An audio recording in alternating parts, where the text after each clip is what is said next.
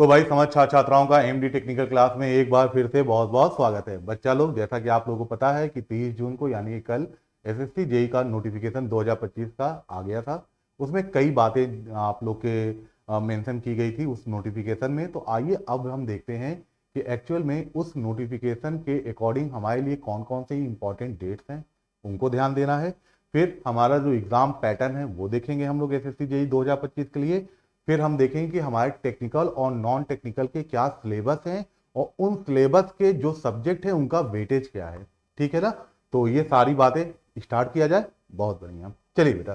तो SSC JE 2025 का जो कल नोटिफिकेशन आया था, बात ध्यान सुनिएगा। तो इसमें अगर मैं इंपॉर्टेंट डेट्स की बात करूं, एक मिनट बस, तो जरा देखते हैं इंपॉर्टेंट में डेट क्या है भाई। तो देखो, फॉर्म जो है वो फिलअप होना, फॉर्म को भरने की जो डेट है वो 30 जून से ही स्टार्ट हो चुकी है। यानी कि 30 जून से आप फॉर्म फिलअप कर सकते हो। लास्ट डेट क्या है वो ध्यान रखिएगा।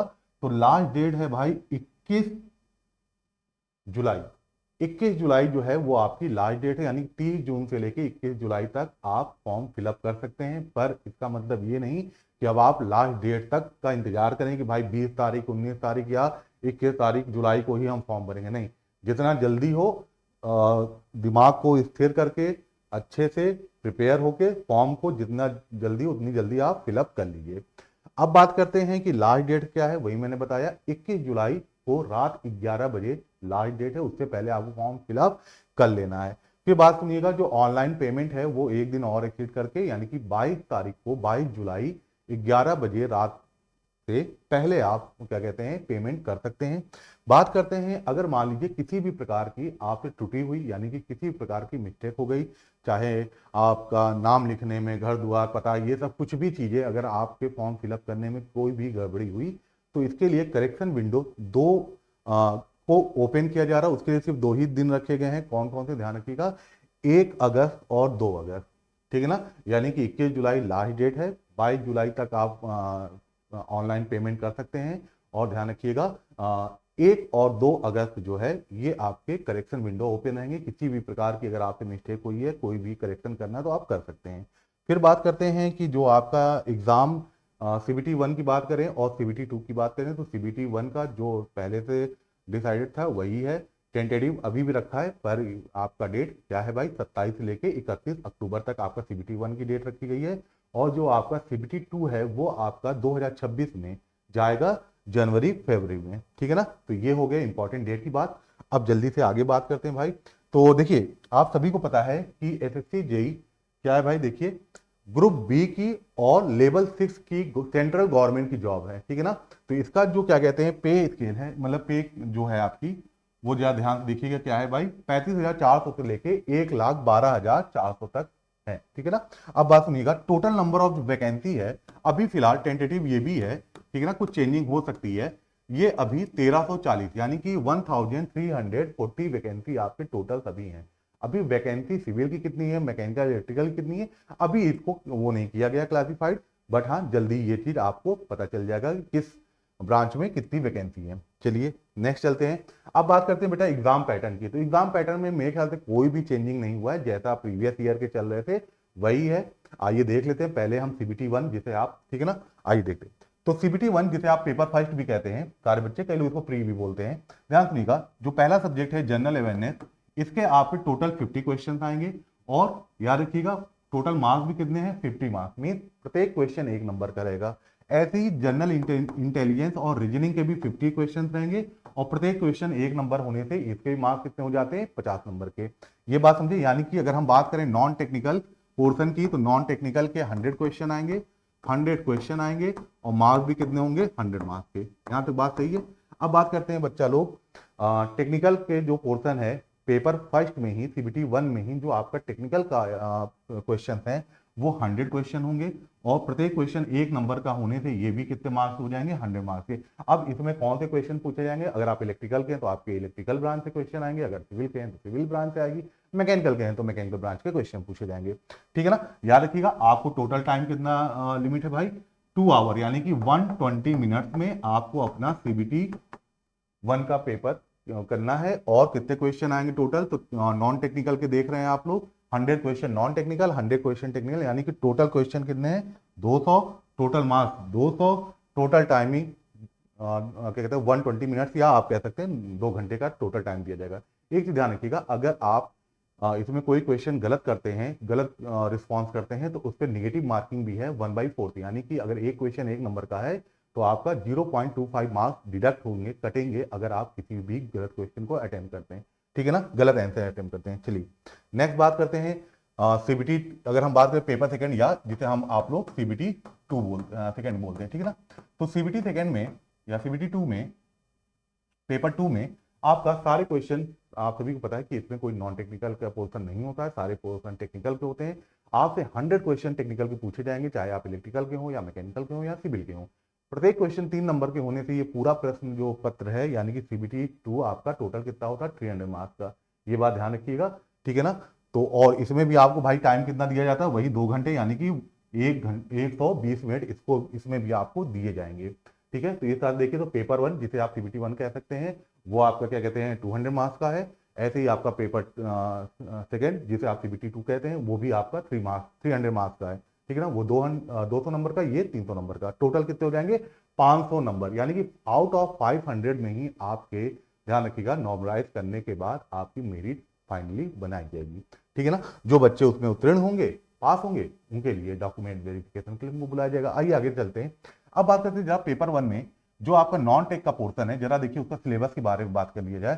तो जनरल इंटेलिजेंस और रीजनिंग का सिलेबस की बात किया जाए, तो जरा मैं शॉर्ट में बता दूं, इसमें वर्बल और नॉन वर्बल टाइप के क्वेश्चन होंगे। ध्यान रखिएगा, इसमें पूरा आपका सिलेबस दिया गया है। जैसे मैं बता दूं, एनालॉजीज आपसे पूछे जाएंगे, सिमिलरिटी, डिफरेंस, स्पेस और विजुअलाइजेशन, प्रॉब्लम सॉल्विंग, एनालाइजिंग और analysis, judgement, discussion making, visual memory, discrimination, observation, relationship concept, arithmetical reasoning, ठीक ना, verbal and figure classification, arithmetical number series, etc. ये आपका पूरा रीजनिंग का पोर्शन है सिलेबस। अब बात करते हैं अगर हम जनरल अवेयरनेस, जिसे आप जीके जीएस समथिंग ऐसा कुछ बोलते हैं, तो जनरल अवेयरनेस में अगर हम बात करें कौन कौन से सिलेबस में कौन कौन से आपके टॉपिक हैं, तो जैसे हिस्ट्री हो गया, कल्चर हो गया, ठीक है ना, ज्योग्राफी हो गया भाई, इकोनॉमिक्स हो गया, जनरल पॉलिटी हो गई, और साइंटिफिक रिसर्च हो गए। ऐसे ही आपके और भी चीजें हैं, वो आपको आगे चल के हम देखते हैं कि और कौन कौन से इसमें टॉपिक और सब्जेक्ट हैं। बात करते हैं अगर हम टेक्निकल सब्जेक्ट की, ठीक है ना, तो आप देखिए ब्रांच वाइज मैंने ब्रीफ में बताया अभी सिलेबस, तो ब्रांच वाइज देख लें भाई। सिविल इंजीनियरिंग में जैसे बिल्डिंग मटेरियल्स हो गया, एस्टिमेशन हो गया, कॉस्टिंग हो गया, वैल्यूएशन हो गया, सर्वेइंग हो गया, soil mechanics, hydraulic, irrigation engineering, transportation engineering and environmental engineering. अब structure engineering, theory of structure, concrete technology, RCC design, steel design. बात करें इलेक्ट्रिकल इंजीनियरिंग में, पार्ट बी में, part A, part B, part C, मतलब वो depend करता है कि आपका, आप किस ब्रांच से इंजीनियरिंग किया उस हिसाब से है।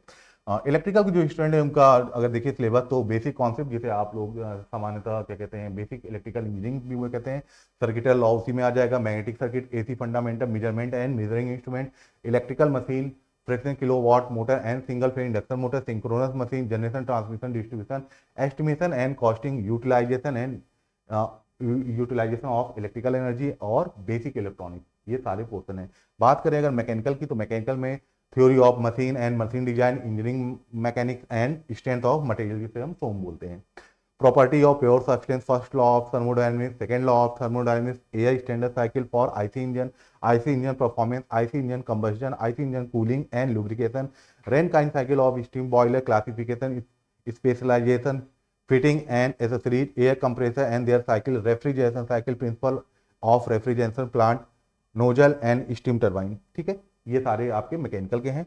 आइए जल्दी से देख लेते हैं भाई। अब बात करते हैं बेटा सिविल इंजीनियरिंग में, जो आपको मैंने बताया जो सिलेबस है, उस सिलेबस में जो सब्जेक्ट हैं उनका कितना वेटेज है, ठीक है ना। तो यहाँ मार्क्स के अकॉर्डिंग आपको बता रहे हैं, मतलब पेपर कह लीजिए सीबीटी 1 के हिसाब से मैं बता रहा हूँ, ठीक है ना। तो देखिए बिल्डिंग मटेरियल जो है वो आपका 12 से 15 मार्क्स के क्वेश्चन पूछे जाते हैं।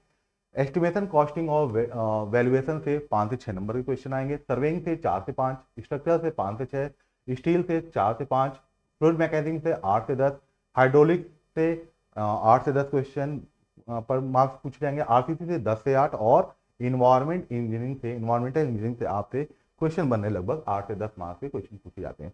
जल्दी से देख लेते हैं, अगर हम मैकेनिकल इंजीनियरिंग की बात करें तो इंजीनियरिंग मैकेनिक से 8 से 10 क्वेश्चन आपके आएंगे, स्ट्रेंथ ऑफ मटेरियल से 10 से 12, फ्लूइड मैकेनिक से 8 से 10, थ्योरी ऑफ मशीन से 6 से 8, पावर प्लांट इंजीनियरिंग से 4 से 6, रेफ्रिजरेशन एंड एयर कंडीशनिंग से आपका 4 से 6 और थर्मोडायनेमिक्स से आपके 8 से 10 क्वेश्चन पूछे जाएंगे, ठीक है ना। बात करें इलेक्ट्रिकल इंजीनियरिंग की, तो इलेक्ट्रिकल इंजीनियरिंग में बेसिक कॉन्सेप्ट जिसे आप बेसिक इलेक्ट्रिकल इंजीनियरिंग कहते हैं, या इसी को कई लोग क्या कहते हैं, हम लोग नेटवर्क थ्योरी नाम से भी जानते हैं। तो सबसे ज्यादा वेटेज अगर मैं कहूँ तो सबसे ज्यादा इसी का होता है। देखिए लगभग 24 से 27 क्वेश्चन का बेसिक इलेक्ट्रिकल इंजीनियरिंग का ही पूरा आपका वेटेज जाता है। फिर बात करते हैं पावर सिस्टम में, सारी चीजें आ जाती है भाई, जनरेशन, ट्रांसमिशन, डिस्ट्रीब्यूशन और switch gear and protection, fault analysis. तो अगर देखें तो 18 से 22 क्वेश्चन इससे भी बनते हैं। Utilisation of electrical energy plus यहाँ पास मैंने आपको एस्टिमेशन एंड कॉस्टिंग भी जोड़ दिया, एस्टिमेशन एंड कॉस्टिंग को भी ऐड कर दिया है। तो लगभग 9 से 13 क्वेश्चन यहाँ पूछे जाते हैं। बेसिक इलेक्ट्रॉनिक्स से 6 से 9 क्वेश्चन आएंगे। इलेक्ट्रिकल मशीन आप जानते ही हैं, इलेक्ट्रिकल मशीन बहुत इंपॉर्टेंट है, 24 से लेकर 28 क्वेश्चन इससे पूछे जा सकते हैं। और इंस्ट्रूमेंट एंड मेजरमेंट यानी कि मेजरिंग इंस्ट्रूमेंट से आपके 6 से 9 क्वेश्चन बनते हैं। चलिए आगे जल्दी से देखते हैं। अब बात करते हैं भाई, ये क्या कहते हैं आपका जनरल अवेयरनेस, जिसे आप जीके जीएस बोलते हैं ना, नॉन टेक का। तो देखिए ज्योग्राफी से 3 से 4, पॉलिटी एंड इंडियन कॉन्स्टिट्यूशन से 4 से 5, हिस्ट्री 3 से 4, इकोनॉमिक 2 से 3, करंट अफेयर 10 से 5, स्पोर्ट्स 2 से 3, साइंस एंड टेक्नोलॉजी ये आपका 4 से 5, अवार्ड एंड ऑनर 2 से 3, आर्ट्स एंड कल्चर 2 से 3, साइंस 8 से 10 और कंप्यूटर 5 से 6, इन्वायरमेंटल या इन्वायरमेंट से आपके क्वेश्चन आएंगे 4 से 5, ठीक है ना। चलिए जल्दी से देख लेते हैं अब रीजनिंग का, जिसे आप इंटेलिजेंस एंड रीजनिंग से था।